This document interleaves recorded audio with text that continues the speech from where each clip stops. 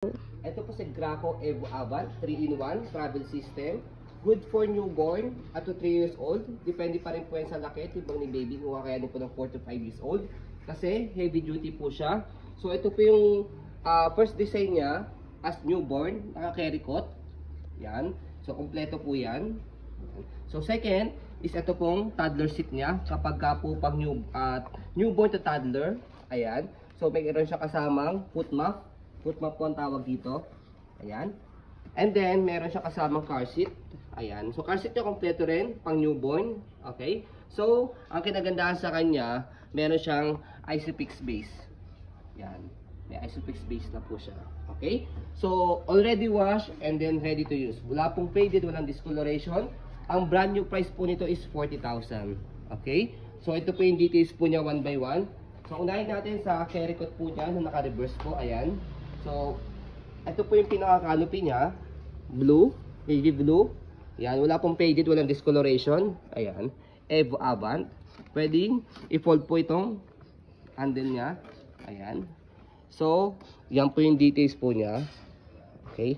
So, meron siyang lock dito sa gilid. Ayan. Meron pang ano. Okay. Wala po yung faded. Walang discoloration. Water stain lang to. Yes, ito water Rewash stain na lang. lang. I-rewash lang namin para at least pagdating sa inyo, okay na po siya. Wala siyang faded. Or wala siyang discoloration or wala siyang water stain. Wala siyang black stain. Ayan. Okay? So, next. Ayan. Tanggalin mo. Pwede siyang dibit-bit. So, pag bibit-bitin siya, yan. Dito lang sa side. Angat siya. Ano ba pa i-adjust mo pa? Hindi pa nakaka-full. Full na. Adjust mo pa na-adjust pa yan. Isa pa. Para bit-bit yan. Hand carry po siya. Pwede sa car. Okay. Ilalapag So, mo ito siya. yung hanapin sa amin na mga stroller na meron po siyang carry cot. Yung hand carry po. Yung pwedeng ilagay po sa sasakyan. Okay. So, yan. Next natin is itong toddler seat niya. So, pwedeng i-reverse po ito. Ayan.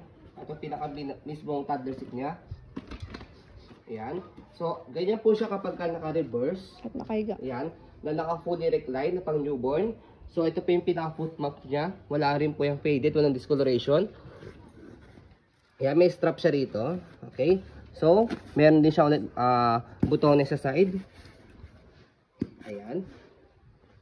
Okay. So, ganyan siya kapag nakahiga. As you can see, mahaba. So, ito, nalalaban po ito. Hawas na rin po namin yan. 5 harness. Seat na seat si baby. Wala po yung putol. Ayan. Okay. So, ito po yung pinaka-front handle niya. Press nyo lang po dito. Color gray. Tapos, angat nyo pag ilalagay si baby. Ayan. So, ito po yung pinaka-canopy niya. Okay. So, ayan. Ito po hindi po siya faded ha. Ganyan po talaga kulay niya. Gray. Yes. So, kapag iupo siya dito, merong handle dito. May pinipress dito. Angat. Tapos, kung gusto niyo po semi-recline, ayan, kalahati. Pag fully recline, kapag nakaupo, press nyo tapos sagan nyo po siya. Ganyan yung upo niya. Yan, apo. Upong-upo pala siya. Sige nga. So, yan. So, ganyan siya pagka nakaupo. Press yung button dito. Wala tayong picture nakaganyan. Ayan. Okay. Pag nakaupo siya na, naka-reverse. Okay. So, adjustable po itong leg rest niya. Ayan. So, press nyo lang siya pagka gusto nyo nakahiga. Naka-flatten. Tapos, press nyo sa likod. Okay. So, kung gusto nyo naman po nakaharap forward facing, eto, meron ditong pinipress. Ayan. Ang ganda pala niya. No? Upong-upo siya. So, Yung- ganyan naman po siya kapag yung likod niya. naka-forward facing. Lagi mo nga na. Yala. Lagyan kami. So, ang kinaganda dito kay Evo Avant is yung toddler seat niya, upong-upo. Karamihan kasi sa stroller is medyo nakasemi-recline siya. Nakalaying. You go. Hi. Hi ka muna, hi ka ha. Say hi. Hi, kay Mami, hi. Hi. So, yan po yung baby po namin, model namin, 2 years old, 10 kilo. As you can see, 2 years old na siya pero malapad pa. Maluwag pa siya din. Maluwag pa, malapad, mahaba pa. Okay? So, kaya, depende po yan sa laki, timbang ni baby kung kakayanin po siya ng 4 to 5 years old po. Okay? Kunin mo tayo. Kunin mo na sa bird. Punta sa bird. Punta sa bird. Yan. Good So, job. next po natin, sa car seat naman po tayo.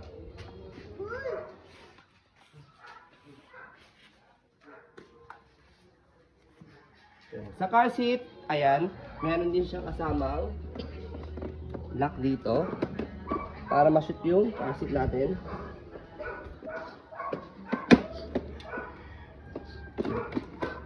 Hindi naka-reverse dapat, Daddy. Pwedeng, pwede ganyan. Pwede nakaharap dyan. Sa ibang mga stroller kasi, na may car seat, hindi siya pwedeng forward facing. Kailangan talaga nakaharap sa inyo si baby. Pero dito kay Graco, Evo Avant, pwede siyang nakaharap dyan, forward facing. Pwede po nakaharap po sa inyo. Sa baba.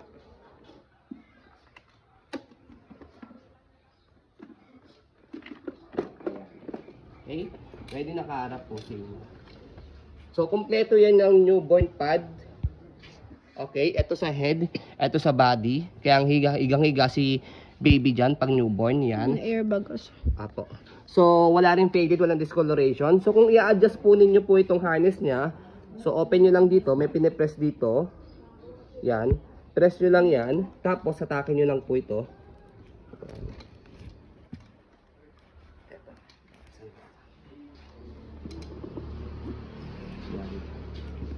Para lumuwag siya.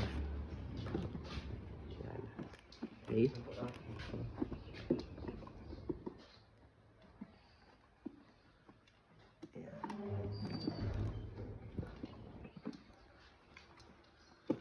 Okay? So kapag naman po toddler na si baby, hanggat kaya pa po siya rito sa car seat, pwede niyo na po tanggalin po itong newborn pad po niya. Okay? So sa pagtanggal lang naman po niyan, yan, press nyo lang po ito. Yan, tatanggalin nyo lang po yung strap, harness pad po niya, saka nyo po isushoot dito. Yan, para matanggal po siya. Okay? So wala rin po yung issue, yung car seat natin. Okay? Already washed na rin po yan. Yan. So next, ito naman po yung ating ISOFIX base. Ayan. Yan. Okay, so ang ganda rin itong ISOFIX base po na ito. So, instruction niya, andito sa side kung paano po siya ilagay po sa sasakyan. Yan. So kapag manual, ayan, sa gilid, yung tawag ito, Belt. yung belt sa sasakyan. Yan. Dito lang siya isushoot. Tapos, kapag ka nasa ISOFIX ready na po yung car po ninyo, sa gilid ng sasakyan, so ilalak siya rito. Yan, ilalak siya dyan. Okay? So nakatayo siyang ganyan. Ito yung stand niya sa baba. Yan. And then dito lalagay po yung car seat niya. Okay? Maganda pong may base kasi para hindi po siya naalog si baby. Yan. Kaya mahal din talaga yung merong ISOFIX base. Ayan. So, regarding naman po sa pinaka-body frame po natin, sa stroller, ito po, unahin natin sa sa left side. Ayan po yung body frame po niya. Ayan. Meron siyang minimal scratch. Pero pwede pa rin po sa makianan. Yan. Okay? So, regarding naman po sa gulong niya, sa likod, okay na okay. Hindi siya pudpod, makapal. Ayan. So, sa likod, stopper niya. Ito. Isang press nyo lang siya. Pag-stop na yan. Yan. Yan. Okay. So, angat nyo lang po para mag-go. So, gulong din sa kabilang side, sa right side, okay din, makapal. Hindi siya pudpod. So, ang kinagandahan dito, sa stroller na to na heavy duty, malaki yung basket niya. So, kung meron kayong small puppy, pwede nyo rin po ilagay po dito. Okay? So, body frame naman po sa kabilang side. Ayan yung details sa right side.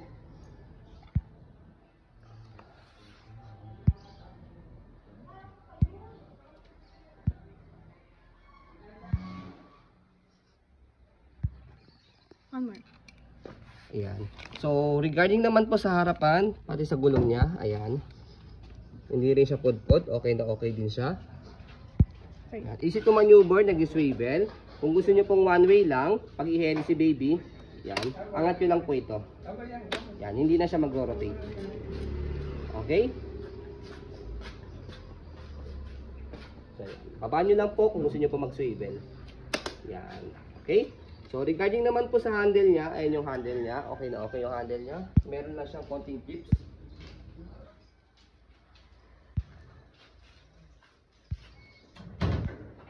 Folding. Yan. Okay. So sa pag-fold po sa kanya, tanggalin po muna natin po itong car seat. 10 minutes.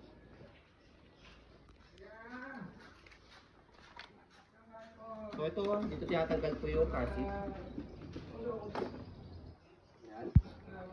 So, sa pagtanggal sa kanya, slide sa handle, tapos press. Ayan. So kasi kapag hindi nyo in-slide, nakalock siya. Tapos, baba nyo lang siya, pull down. Tapos meron siyang lock dito sa gilid. Ayan. Okay. So pwede rin, yan, open natin, tanggalin nyo lang dito sa gilid. Tapos buka po ninyo. Pwede rin, na nakalagay po itong Toddler seat.